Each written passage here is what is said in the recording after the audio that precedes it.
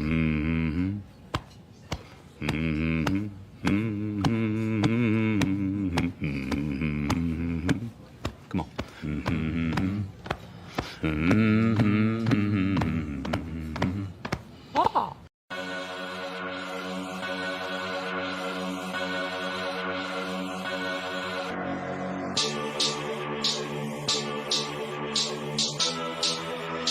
This is PZ Music.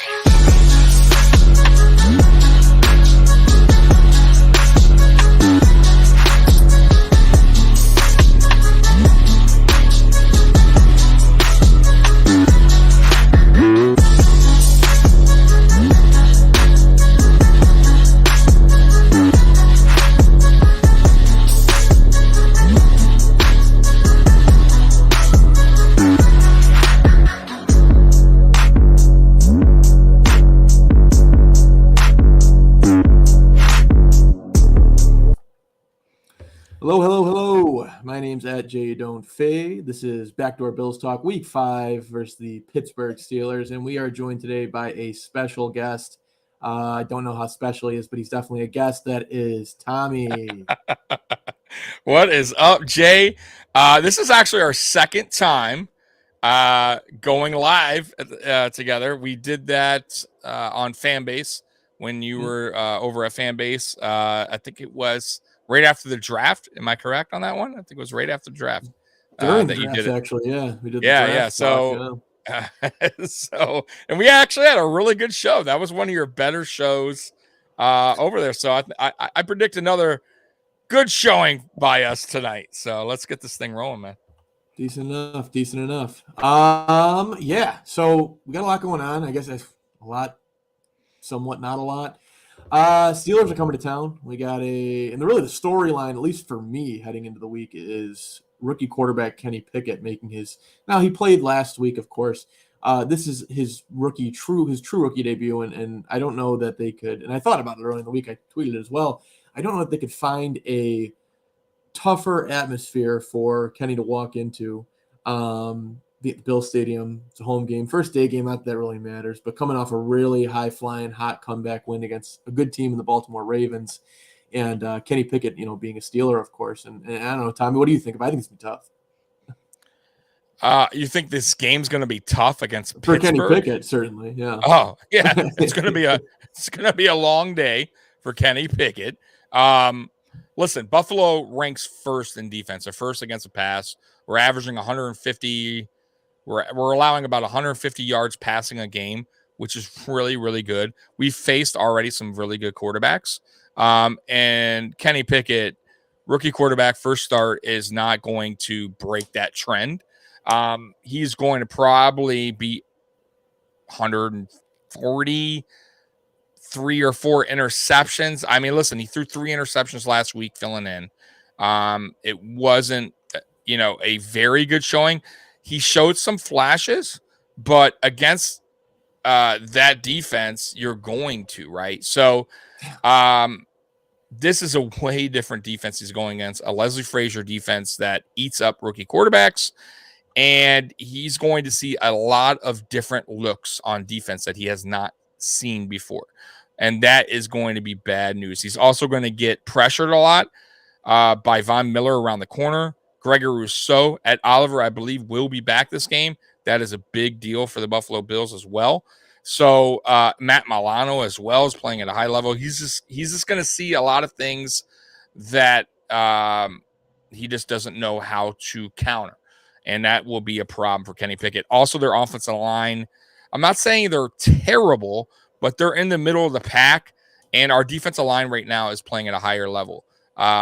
So we will get home against Kenny Pickett, and you know the whole saying, quarterbacks see ghosts sometimes. Yeah. I definitely could see that happening with Kenny Pickett in this game as the game goes on. So it's going to be a long day for Kenny Pickett. Yeah, I think I concur on that, and a lot of different looks he mentioned. He's going to see just looks in general, because he's only, like you said, he's only played half of football at most. As he surpassed Mitch Trubisky for, I guess, I don't know if I call it the starting job, as a tryout, or at least he's been able to put Mitch on the shelf for now and bring himself into the game for Mike Tomlin's Steelers. I don't really know what to expect because I think he's somewhat mobile. He definitely is somewhat mobile. Um, it's going to help him create some time. I don't know that's going to help him have long-term success in this game, at least. Maybe in the future, I'm sure it will. As you know, the NFL now is a mobile quarterback league, but I see a lot of interceptions for him out too, between 2 and 3. Mhm. Now we're not going to have our normal ball hawk in there, and Jordan Poyer, he is out once again. Bit concerning there, of course, and maybe, and I don't want to say maybe. I think for sure, probably they're going to be taking a little bit extra caution and care with the injured guys now. Seeing the game we have coming up next week, probably the biggest game yet on our schedule, because that is really the person, or not the person, but the team that we're going to be contending directly with for the 1 seed, which was probably not probably it was the reason why the Bills didn't go to the Super Bowl last year, not having that 1 seed and having home field advantage, or at least having a better seed. And yeah, I don't know if Kenny Pickett is going to be able to be really a thorn in our side getting into the next game. I'm not trying to look forward to the next game and skip over this game. I know it's important, and we did that last year in the home opener, the season opener, when we played Pittsburgh, and we took a loss there on a blocked punt. Really, if you boil it all down. Offensively, I do predict I would imagine they're still going to score some points. I don't think we're going to shut them out. I don't think it's going to be a blowout either. I think it's going to be a game we're going to win. We'll get more into the predictions later, but I think it's going to be a game we're going to win comfortably. But I don't see it being the Patriots Bills wild card type of blowout. Jumping onto the defense side of the ball, and I guess we can I was going to try and wait for the injury report, but I guess we'll talk a little bit about it because it is so important when we're talking about the Bills defense. Jordan Poyer is out. Let me give you the official list here. We've got Jordan Poyer out and Oliver in, which is nice, of course. Jay Kumaro is out. Jameson Crowder is out, and Christian Benford is out. Trey White, I really haven't heard much on Trey White. I don't know if you have, Tommy. What do you think as far as the injury affecting the upcoming game? We'll talk about the next game later, but this coming game, how do you think the injuries are going to affect us and affect us? Yeah, sorry, Jay, you were cutting out a little bit there on your end. You're getting the Alaskan internet connection, even though you're not from Alaska. By the way, guys, Sonny was going to be on, but he had some bad weather over there, so that's why I'm filling in today. So hopefully Sonny gets that fixed and he's back for you guys next week with Jason. So, anyways, the injuries have been a problem. So, I don't know if you watched the show yesterday, but I had Kyle Trimble on from Banged Up Bills. We talked a little bit about the injuries. A lot of these injuries are day to day, week to week. I mean, they're nothing that's prolonged, long-lasting injuries. Obviously, the Micah Hyde is a big one. We lost him for the season, so that he's not coming back. Crowder is also on the IR or going to be on the IR, but for some reason isn't yet. I have a feeling there's a reason behind that, and that could be a potential buyout. What they call it, a injury settlement. Injury settlement? Yeah, I could definitely see that happening. I could be wrong, but it's just odd that they haven't put him on the IR yet. Does that happen during the year, though? I thought that was a training camp thing. I could be wrong. I think they can do it during the year. I could be wrong, though. I could be wrong. It's just weird they haven't put on the IR. Just to probably try and create the spot and then have him be able to go. Come back. Yeah, and he broke his ankle, so it's not like I don't understand why the delay. Poyer's going to be out this game, which is smart. He bruised his ribs on the interception last week.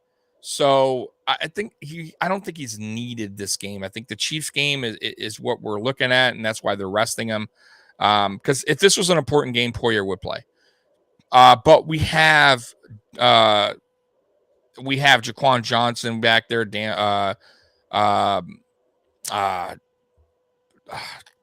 Hamlin's back there. So I trust, Damar Hamlin. I trust in those guys that they're going to do their job.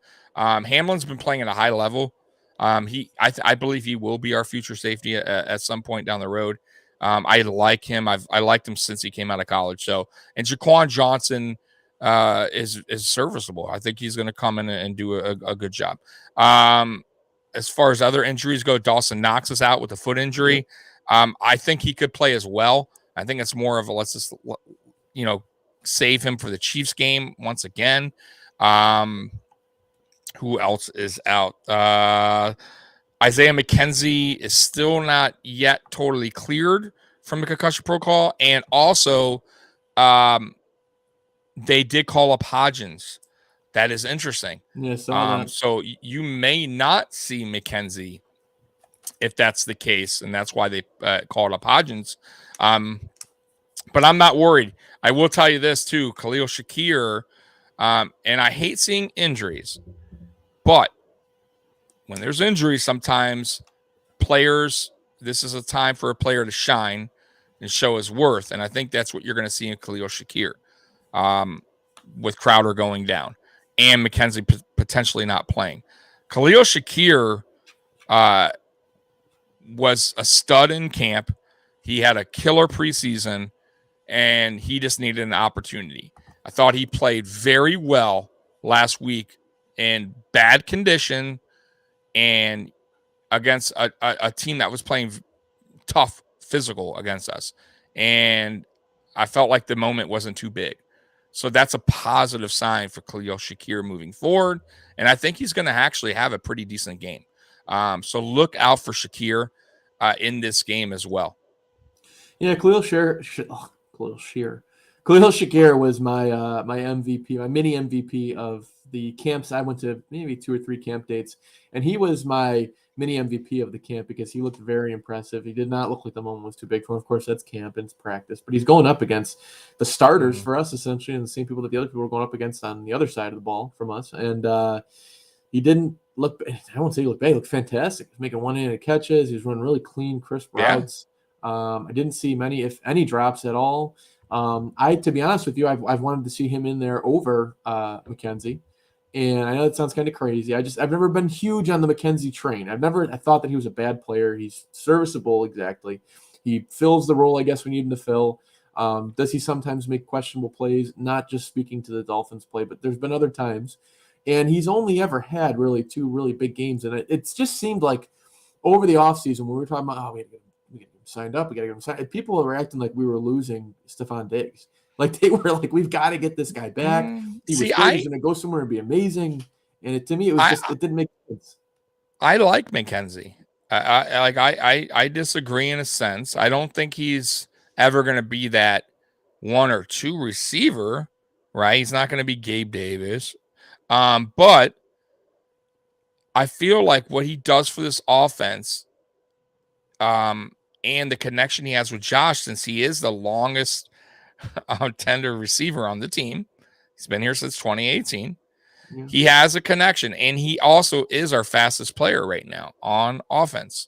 I just feel like Dorsey right now is kind of limiting him. I've kind of felt like Dable used him correctly in 2019. I mean, he's getting a lot more production. I'm sorry, 2020. 2020, I felt like he used them correctly on how McKenzie should be played, meaning the jet sweeps, more of the trickery, more of the deeper plays, the slot right. Like, I liked that part of McKenzie's game, and I felt like in 2021 we went away from it a little bit, and then this year we haven't even done it at all. So I don't, I kind of feel like we're taking that game away from him that he's good at, and that's maybe why you're feeling a certain way about him. But I don't see him as a slot guy. I see him more of as a gadget guy, and he's a playmaker when he gets the ball in his hands. Because listen, on those jet sweeps, on those pop passes, he usually picks up yards. 9 times out of 10, the speed, him getting around the corner, he could usually pick up anywhere from 5 to 10 yards. That we could use James Cook for now. I think James. Okay, so let's talk about James Cook. James Cook right now, if we're talking right now, the problem with him is he is going into a game and he's thinking too much. And I think it's not the moment's too big for him. Let's look at Khalil Shakir and James Cook, right? Shakir came in and he's making catches with no problem, like he's been there before, right? Like this is not a problem for him. James Cook's coming in, and I think it's just maybe the game's a little too fast for him right now. We always heard that, right? We're rookies. The game's a little bit too fast at first, and it slows down in time. So right now, Yeah, He's but from right big now schools, you know? he's dropping passes that he should catch because why? He's thinking too much, Because we right? wasted a second-round pick on him. That's why. Instead of just playing football, I think James Cook, here's how I see James Cook. James Cook needs to put on some weight. He needs to put on some muscle. I think his lower body is a little bit too thin. And I think he needs to get some more reps starting next season. I honestly don't think he got enough reps in preseason. And when we threw him in there in regular season, and he's a little bit lost. And I think he's also a little bit nervous. I'll be honest with you. I think he's a little bit nervous, and I think the game's going a little too quick for him. So if I'm the Buffalo Bills next season, I am pushing him out there in preseason. I am week 1, week 2, week 3. I want to see. I'm going to give him a lot of plays, get him comfortable, and then you see what you got. But right now, bro, James Cook is what he is. I don't see him all of a sudden catching ball, going 100-yard. Like, not yet. I don't think he's there yet. Khalil Shakir is a different player. He also has a different mindset. You could tell they're just two different kind of players.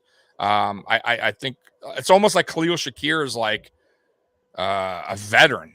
The way his demeanor is, the way he talks, he's just out there to play football. And I think James Cook right now has a little bit more to go before he gets to that level. Yeah, I think, and my one concern is people say, oh, well, James Cook's a little bit too small. He's put some weight on.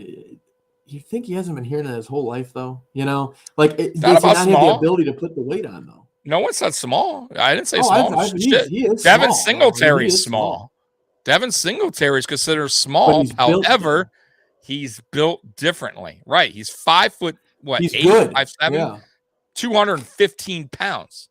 He's a big. James Cook is not going to work out. I'm telling you right now. It's not going to work I disagree. out. I think hurt or he's going to be bad. No, I think James Cook will work out, but I don't know if he's going to work out how Bills Mafia wants him to work out. Well, I would want him to work out. There's two different things. Running back should work out. No. That's a decently high pick. It's too early. Yeah, but it's too early right now, especially with our offensive line. Listen, our offensive line still isn't right with run blocking. So I don't care who you got back there. It's not right in general, to be honest with you. Right. So I don't care who you got back there, right? And that's why I compliment Devin Singletary the most, because what he does and his average should be applauded, because this offensive line is bad at times, and he's still picking up positive yards. So, listen, I'm not gonna worry about James Cook right now. I get what you're saying, second round pick. That's that for a running back. I understand that, but let's give the guy a little time to get adapted to the NFL, put some weight on, and they will. Even Devin Singletary put weight on his second season. He was a totally different built player in his second season. So I'm just saying it can happen. We'll see. I'm not gonna count him out just yet, but I don't see him as an every down back either. So if Bills Mafia thinks James Cook, hurry up and go. I'm on the show, buddy. Yeah, will be an everyday down back. It's not going to happen. I think the Bills, you know what? The Bills need, listen, Devin Singletary more than likely will be gone next season. I hope he's not, but I have a feeling he will be. They need a bigger back that can take the punishment as a 3-down back and have James Cook as that special kind of weapon, like a CJ Spiller type of weapon, or the guy over at Jacksonville, forget his name, that was drafted last year. He's going to be that kind of player. And I think that's what the Buffalo Bills. Etienne? Yes. He's been bad so far, though. He's been bad, but he's not an every down back. They're trying to make him more of a gadget kind of back. So is Spiller. Spiller did kick returns. Like, I could see you're not helping your case here. You're naming bad. No, it's not. Listen, I never said James Cook will be a star running back. I said James Cook will be more of a gadget type running back. He'll never be his brother. His brother is definitely a They're two different players. Two different players. So we'll see. The verdict's still out, man. I'll tell you one guy though that you're right on, Zach Moss. He can go kick rocks. Like he's still bad. Are we done with the excuses with Zach Moss? No, because he always gets one big run and fixes averages, and everybody's like, it's a business decision. No, I think a lot of Bills Mafia are understanding now. I think a lot of them are done with that Zach Moss talk. I'm seeing more of it for sure, but you know. Yeah. Continuing the trend of concerning Bills, and I don't want to say concerning because I think this guy is really good. And we're going to get to Bills fan asked about morphine in just a second. Yeah. I saw that. I just did a show. That's why. Yes, I know. I'm filling in. All right. Leave me alone. However, concerning Bills, Gabe Davis. Concerning not in the way that he's terrible, he's awful. Concerning in the way of what's up with him, because I know he's a good player. Not worried about that. I think that, and I talked to someone. I was at a card show today. I have a local side card business, and I go into a card show and was talking with some of the guys that were buying some cards for me, and they're like, Gabe Davis, I think is the big thing at the card shows this last year or so in Buffalo has been Gabe Davis. You have Gabe Davis. Yep. You can't afford to buy Josh Allen, but you can afford to buy Gabe Davis. Everybody likes him, and blah blah blah. But I think he's playing hurt. It's the only answer is that he's playing a little banged up because he's just not. Yeah. He doesn't look like himself. He's dropping balls, not getting targets, not running the routes right. Right. I've been saying this. Listen, I've been saying this since he returned. So if you ever had an ankle injury or broke your ankle, whatever, listen, man. Like if you're a sports player and you're going to cut, right? Basketball, baseball, even, but especially football, right? Bro, there's a lot that goes to it, right? So when he hurt his ankle and came back, which by the way, he came back too early. And that's the problem. Came back too early. Should have been resting. We didn't need him then. Yeah. It's in your mind. It's in your mind when you have injuries like that. So when he's doing his route running, it's already he's not doing the same that he normally would do. So right there, it's throwing everything off of what he's normally doing, right? Well, he's overthinking it. He's overthinking it because of the injury, right? So he doesn't. He's also cutting differently, which makes his hand placement different. Everything is in your mind. Also, what am I going to do when I get when I get the ball? Am I going to drive a certain way? Everything's in your mind mentally because you know your ankle is killing you, and you don't want it to hurt even more. However, I will say this: reports came out this week that supposedly he is pretty much almost 100%. That's how he's feeling. That's a good sign. But those are rumors. Those are reports. We'll find out this week because since he's returned, he has done nothing. He's dropping passes. He's not running right routes. He's not cutting correctly. So he has really done nothing for the team offensively. So we'll see this week what he does. If I see, let's say he puts up 70 yards with a touchdown, then I'll say, yeah, he's about 75% back. If he looks like he did last week or the week before or whatever, then I'm going to say, listen, he's not right. You're going to have to either sit him for the bye week and let him play week 8 because then he's just hurting the team being out there, and he's going to wind up hurting himself even more. So why have him out there? Yeah, the problem is that's my feeling. Our first half is much more incredibly hard than our second half. I don't think after week 8 this might sound crazy. I don't think we're going to lose a game after week 8. We shouldn't lose a game after week 8. The opponents are god awful. Not God. That's kind of bad. They're not us. By the way, that's Davis. That's the same ankle he injured a few years ago. I don't think that. And Bills fan 1970 had mentioned, are they concerning injuries? I don't think they're concerning only because it's an ankle. It happens to everybody. It's happened to me twice on one ankle and 3 times on the other ankle twisting. Yeah, it. Look at a lot of it's the cleats you wear too. The cleats that you wear does matter a lot of the times too. Well, he got hurt in practice. It wasn't even a game. It was a non-contact. That means he probably. Well, they were probably recording another TikTok video that we had to see of them the Backstreet Boys, and that was essential. So that had to be recorded. I think freak thing. It happens all the time. But listen, a lot of our injuries, Bills fan, what we were saying earlier, a lot of these are day to day or week to week. None of these are like, except for, like I said, the Micah Hyde or the Crowder. But like something like a hamstring injury, they're annoying because Jordan Phillips has been out, seems like forever now, and you never know how it's up to the player when he's feeling right. So he's still not right. He's still not going to be back this week. I mean, they want to play though, because if not, they don't. I believe they don't get their game check. They get like a partial check. Of course, they want to play, but they're not. Listen, you can't throw them out there if they have you can't run. Ed Oliver, same thing. Scott says they need dome grass. Scott, I have a question about that. I've never seen grass grow in a dome. So Okay, so they can't grow. Okay, let me. Yeah, so we had a I good wanted to debate. know. He's trolling me for I this thought because so. Yeah. we talked about this on AFCE Shakedown about the players want grass over Yeah. turf, which I totally agree. Soft. And we're talking about the dome. So there is some domes that have grass. I understand the retractable roofs like Atlanta and Arizona. However, there are soccer teams that come in Arizona's dome not stadiums, retractable. right, where they take grass, they layer it over turf. By the way, Arizona's not retractable. he said it, not me. I don't, You are you said laughing it. about me? I didn't Atlanta. say you said it. So Yeah. real No, I quick, said Scott. we'll get back to Buffalo. They have, I'm I sorry, forget what it's Buffalo. called. It's called let me tell you what it's called. So I it's know what you're talking about. I called just can't think of the name of it. it's called Bermuda Bermuda? grass. Yes. Like the triangle, right? I guess, yeah. So that's what it's called. And It's very but either soft. way, No. yeah, you could still take grass though and lay it over turf. They do it all the time. But you probably have to just water it and get sunshine. Honestly, I don't know. I mean, you can No, replace it you whenever. don't You're have to a layer it professional in football team. sunshine. They take the grass back up. I don't know why you guys make it a big deal. What They are you saying? roll They take the the grass back up. They roll grass out over the turf. What are you guys I insane? hope You you never guys are seen this screen before? recording this. This is Tommy being wrong, and It's not Scott wrong. What are you knows it talking too, about? so- They roll grass over turf all the time. You guys want me to pull it up because you guys are being smart asses? I pull it up right now. Bills They fan roll 1970 grass says, over turf.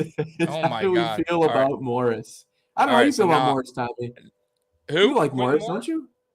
I like Quentin Quentin Morris. Morris. I think I like Quentin what he Morris could should get. become. No. I think he should get more playing time. You know who I really liked was, and I Tommy Sweeney. Tommy I was Sweeney's going an to say outstanding. Tommy Sweeney was the guy I liked. I liked Tommy Sweeney when I first saw him. We got him a couple years back. I was like, oh, he could be another Dawson Knox. His I don't know if first that's a- year in preseason until he got hurt, and it was He not never the came same back after from the, I believe it's I could be mispronouncing this, but myocarditis from the COVID. He seems to never really came back from that. And that's not really like a physical thing, which more, well, it really is. It's the breathing, obviously, and the heart rate. But yeah, definitely a struggle. And a lot of, actually, it's weird, but a lot of athletes have been dealing with that as a result of COVID, or at least a number of them. Second overall pick in the MLB draft a couple of years ago, Heston Kjerstad has it. He's just coming back now. It's a long recovery. It's a year, 2 years to come back. So we'll see. And that's like, it's not like Tommy Sweeney was ever a huge high prospect, but it's a possibility. Quentin Morris, I do like. I don't know what. Last concerning Bill's thought, Dawson Knox. It's not even the fact that Dawson Knox is like, oh, he's playing terribly. He's not even getting the targets. Is there something like a change in the offense? I just don't see why you'd give a guy an assload of money and then, now we're on to the part where, he's not getting targets. I don't know if he's just not drawn up in the offense. He's not getting open, but he's getting like nothing compared to what he was. Yeah, but the thing is, they're using him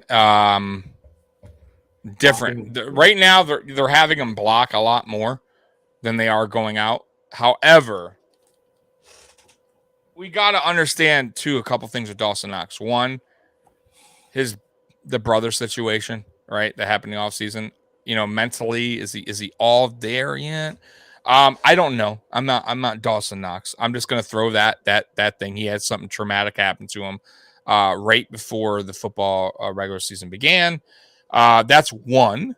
Two, it could be Dorsey's play calling. They having him block more than they are using him in the passing game. Very possible. Our offensive line has struggled. So they're using him to block, and he's done a very well job. Will he pick it up? Who knows? He's having a foot problem right now. That's never good. We'll see. I think he will as the season goes and as he gets healthier. But right now, I see him at least being the same that we've seen the first 4 weeks. More blocking, not really a focal point of the offense. Not yet. Not until he probably gets 100%, and not until we figure out what's going on with the O-line, because that is a problem. That's a problem. It worries me. Yeah, I believe it. And Offense looks different. I don't know. That's the last thing I want to touch on before we really kind of dive into our predictions for the game. And then after that, I'll give you my bet so you guys can win some cash tomorrow, of course. We got a game in London tomorrow. Make sure you, and that's another thing real quick. Make sure you're setting your fantasy lineups tonight or setting your alarm to get them up because the game started at 9:30. I made that mistake. Yeah. So you didn't watch my show last week because I reminded everybody. Alvin Kamara. God damn it, man. I was so upset, Jason. So upset. I woke up, I'm like, what the? Because I'm like, you know what? I woke up, I'm like, oh, I need to take Kamara out. And I'm like, why won't it let me? And I'm like, oh, fucking game's not. Yeah, 9:30. I honestly, I like having the 9:30 because it gives you the true football all day. Like tomorrow, I'll be at the game. I didn't mind it. I'll be at the game. Yeah, I mean, I love it. Yeah. Yeah, when I woke up, it was like second quarter or whatever because it doesn't matter. I don't wake up at 9:30. But by the time I took a shower and turned the TV on, I'm like, okay, second quarter. Yeah, cool. And by that time that game's over, I'm watching the pregame for the Bills game. So I was cool with it. I agree with you. I don't mind that early game either. Well, Brian Dable's in London tomorrow. Yeah, I mean, unless you're a church guy, right? Yeah, I would assume they're in London now. I hope so. Right? I would assume. Yeah, unless he's going to be play calling from New York. It's kind of unfair. Well, he was play calling from the press box for a good time. Maybe he is doing it from New York. Who knows? But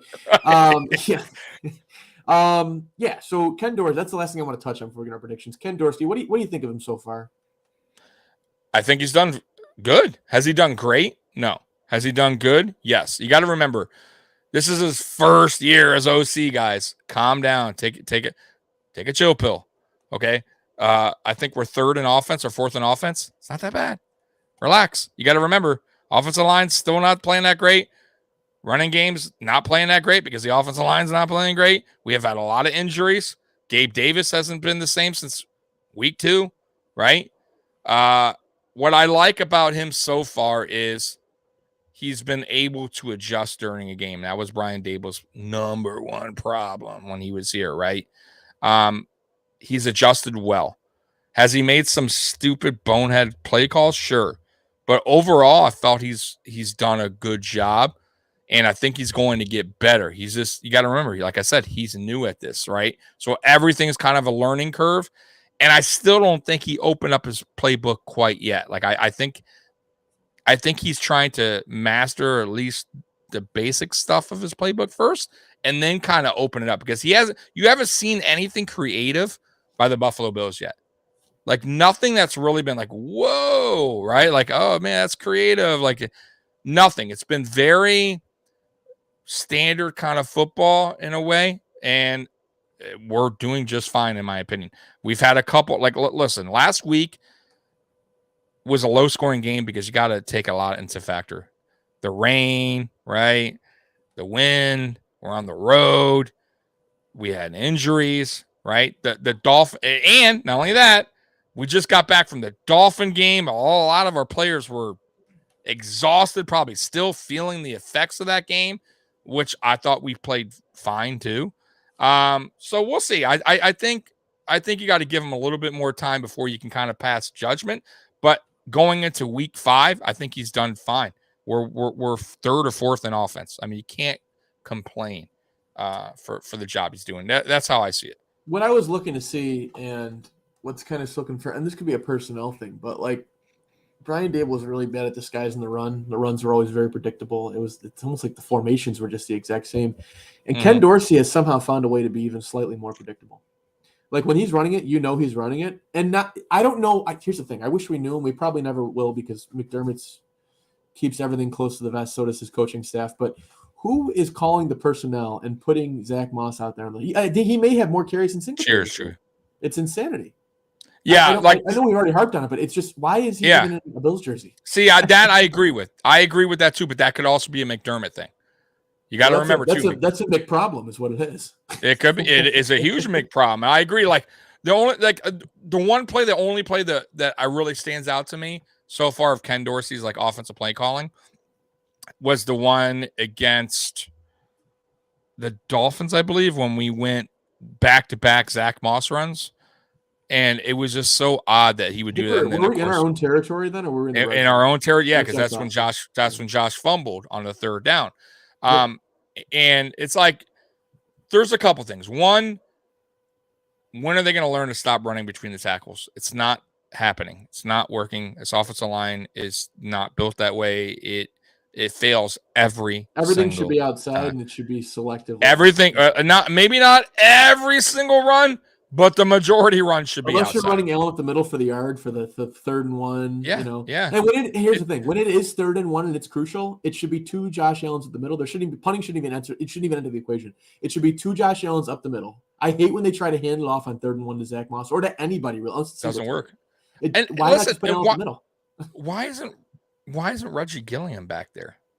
Yeah, they like to use him a lot too. He's becoming a bigger part of the offense. He is, but why not? Like for instance, like Baltimore did a run play where they had 2 backs back there, right? And you knew it was going to be a running play, but they had 2 blockers. Like you'd have to really blow that up to get them in the backfield. And they got, I think, like 4 or 5 yards on us, enough for a first down. Like, why aren't we doing that? If it's going to be a 3rd and short, we're going to run a Zach Moss. Why not have a fullback at least to help him block? He's not going to get Zach Moss going to run right in the back of his offensive line like he always does. He's not going to make anyone miss. And that's why I say at least give the Devin Singletary the ball then, if you're going to do a 3rd and short and you're going to run the ball with a running back, because I feel more confident he's going to make at least one guy miss that gets in the backfield and maybe pick up a yard. You know what I mean? On a blown offensive line getting pushed back like that. So, but yeah, man, like Ken Dorsey needs to get with McDermott about the Zach Moss thing, because every time Zach Moss is out there too, not only that, the offense seems to stall, man.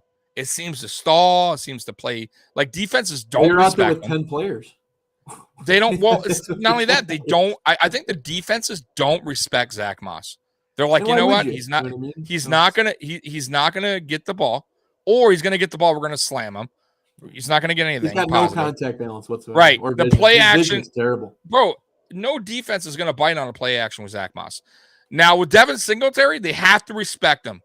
They have to. I'm not saying Singletary is like the most unbelievable running back in the league, but he's like a top 10 running back, realistically. But he's still a good running back. He still can do some damage. So defenses still have to respect. I think they respect more when Singletary's out there. And it frustrates me when Moss is out there. Just because of that, it stalls everything, man. So also, I got to say, too, Singletary's been really big in the passing game the last 2 weeks. I think he led the team in yards in the Dolphins game, and he was second last week again in the Ravens game. So look for him to continue to be Josh Allen's like outlet when he has no receivers to throw to. The only thing keeping him from being like the 2nd best fantasy running back is the touchdowns, because he doesn't get the ball in the red zone. That's it. Doesn't. Yes, I agree. I totally agree with you on that. So, well, predictions. That's where we're at now. And I'm going to give my prediction first. I have the Buffalo Bills losing this game. No, I had the Buffalo Bills win this game 30-13. But like I said last week, I think we're going to go into half pretty close. I think we're going to be up something like 13-10, something along those lines. 13-10, 17-10, and I think we end up winning 30-13. Really starting to do well in the second quarter. We're up by 2 possessions, and then we kind of just pull away in the fourth. And Kenny Pickett actually doesn't have a terrible game. He has a couple picks and a touchdown, but he has one on the ground as well. 2 total touchdowns, 2 picks, maybe a fumble, because I think he's going to get rocked by Von Miller or Russo once or twice, maybe even more. But I think he's going to look like, okay, he didn't have an amazing game, but he held his own against the team and it's a tough team and a tough defense and a tough atmosphere in his first start. And there's going to be, regardless of how well Bills tickets sell now and how expensive they are, there's going to be a shit ton of Steelers fans there. There always is. Always is. So yeah. By the way, Chewy coming in. Tom needs to share some of his merch with Jason. And by the way, Chewy, we've talked about this before, and I'm trying to get that black background that Jason uses, that grim background of his, into like a Bills Mafia flag or something back there. But he likes that dark side of, I guess, content world. So I'm recording from state prison, so I've only got about 5 minutes left here. So. Right, he's on his calling card, right? Yeah. So, anyways, we'll see. I'm trying, Chewy. But anyways, I actually predicted very close to you, by the way. 34-13 is my score, so it's very close. I think Kenny Pickett, like I said before earlier in the show, I just think he is not ready to play Buffalo Bills defense quite yet. Maybe next year, maybe when he gets the, they start building around him when he gets, the game starts to slow down a little bit. Maybe he'll start to improve and get a little better against better defenses like ours. But I would be shocked if this game is close. I'll be dead honest. The only way this game is close is self-inflicted wounds by the Buffalo. Zach Moss will be involved in this game. 99-0. I love it, Scott. So yeah, that's how I see it. 34-13. I don't see this. Think about it. What if Kenny Pickett is like he just had a rough start, a rough couple quarters last game? He's actually a phenom. He's already got the team around him that's good. Like they've already got it. They've got oh come on. They got Deontay Johnson. I'm seeing if he is. He's got They got Deontay Johnson. They got Chase Claypool on the other side. They got Najee Harris, first round, really good rookie season running back. And they've got Pat Fryermuth, who's going to be a top 5 tight end by the end of next year. I get it, but what? Okay, but you still have a rookie quarterback. You still have a rookie quarterback making his first start. If you watch his game last week and what they like about him, and I'm not knocking him for this. I actually don't hate it, but the way Kenny Pickett plays is he throws a lot of balls up there, 50-50 balls. He tries to give his receivers an opportunity, and that's not always a bad thing, but it could also lead to turnovers, and it did. And he had 3, right? He had 3 in limited action, right? 10 of 13 with 3 turnovers. Now he's going into a full game, 1, right? 2, he's on the road, which is going to be, by the way, loud as hell because the Buffalo Bills haven't played at home, it seems like forever, right? Yeah. So he's going to have the crowd noise. That's going to play a big factor, right? And then you got the defensive line that's going to be rushing them with Von Miller, Greg Rousseau, who's playing a lot better this year. So with all that being said, a lot of these guys, you always hear the term, they start to see ghost. It could happen in this game. He could be feeling the pressure and start to make some boneheaded decisions that a rookie would do. I'm not saying Kenny Pickett can't be good in the future. I just think this game, his first start, is going to be a rough one on the road against the number 1 defense in the league. And we'll see. We'll see what happens. I understand he has weapons, Claypool, all that stuff, but it's going to take a little time for him, Jason, and to really see what this kid's about. And this particular game, if I'm a Steelers fan, I'm not going to take too much from it if he looks bad, because I got to understand he's on the road. He's playing against a very good defense.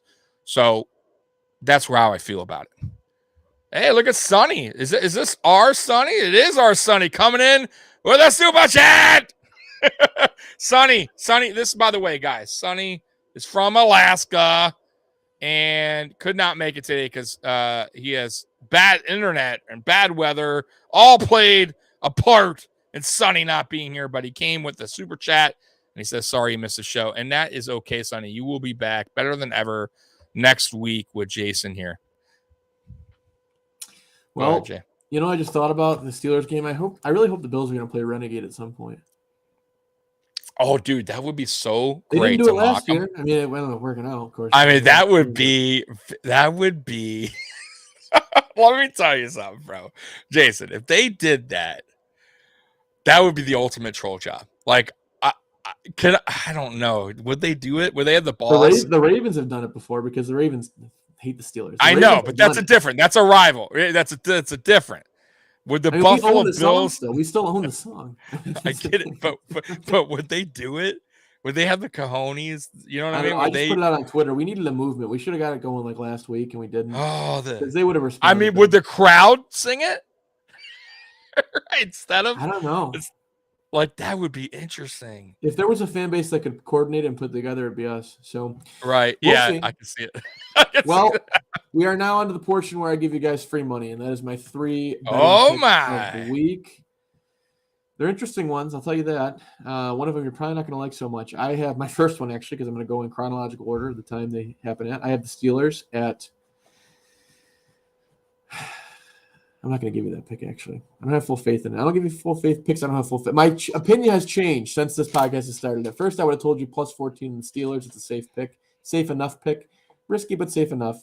It's at minus 110. That's a crazy line, by the way. Plus 14. That's a lot of points to give away, even being on the road. However, my first actual pick is going to be the Jaguars. I have the Jaguars minus 7.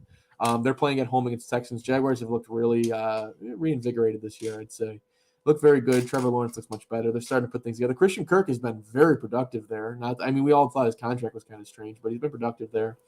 They've been putting it together. They're starting to look more respectable, so to say. So I've got them -7, and that is -110, of course, even up on the money line. Next game I've got the Jets and the Dolphins. I've got the Jets money line at home, +148. They're the underdog. I got them winning. Without Tua, they cannot get it done. They're not going to put it together. I don't think they're going to blow them out, but I think they're going to eke out a close win at home in MetLife, of course, against the Dolphins, the Tua-less Dolphins. That's 2 picks there. My third pick is the Sunday night game, actually. And the Sunday night game, what I have and what we have, of course, is it's a good one. The Ravens and the Bengals. It is against Baltimore at home. I have Baltimore crushing them, but I'm not going to take the -3.5. I'm just going to take the money line. It's a safe play. It's a division game. It can end up being closer than anything. Even though the spread's only -3.5, it's -180. So you put like $100 down, $100 on the -180 bet, just for everybody that doesn't know the scale yet. Of course, I know betting's getting bigger. $100 to pay out $55. Now, if you parlay all these, that's my parlay, of course. You parlay all these together. You've got the Ravens on the money line at -180. You can take a -3.5 if you're feeling safe with it, I guess. That would be putting you at total odds of +636. So if you put down a simple, minute $20, it's $127 payout in profit, plus your original 20 back, $147.30 you get back. Free money, steak dinner, you're good to go.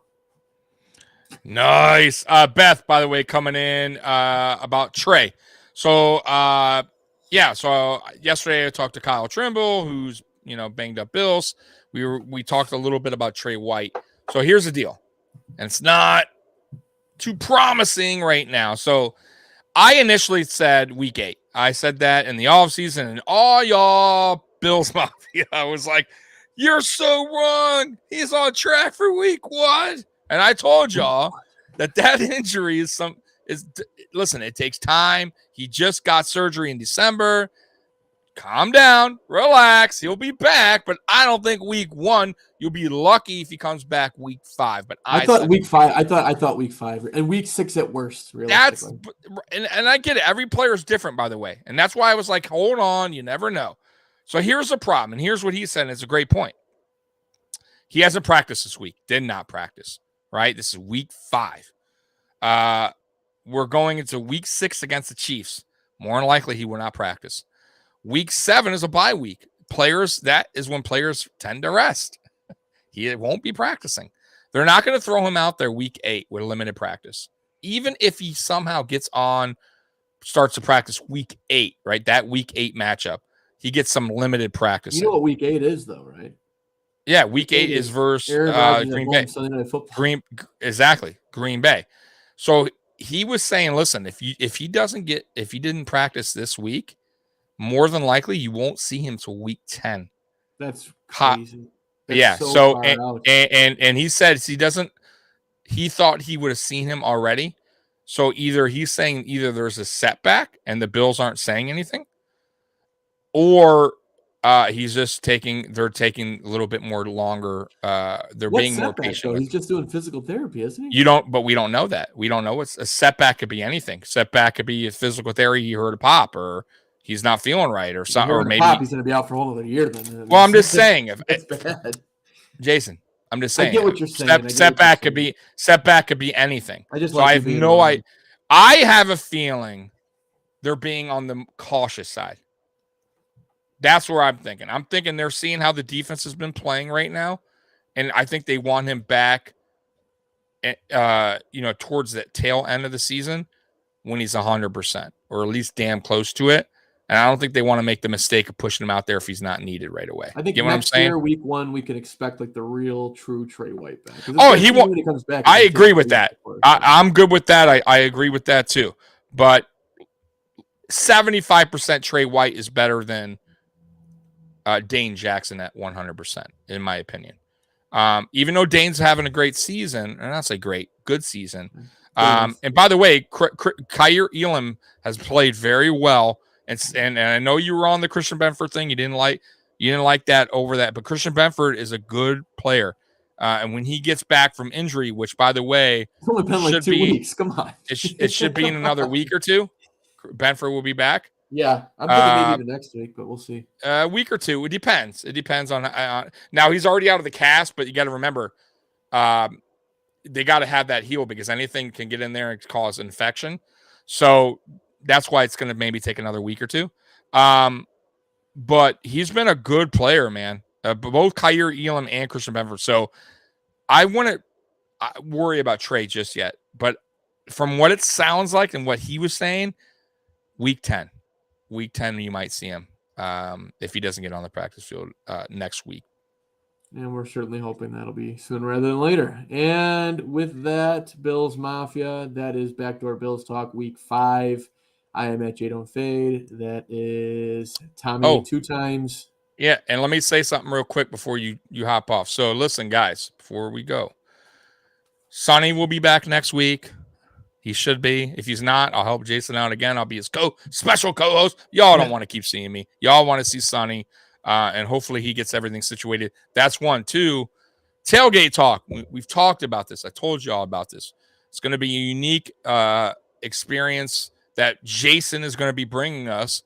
That is basically exactly what it says, tailgate talk. It's going to be an experience for you guys, Bills Mafia, that can't make it to the game like our buddy here, Jason, can, because he is a season ticket holder. So he's going to be all over that tailgate, recording everything that you are missing. The fans' reaction, the fans' predictions, pre-game, post-game.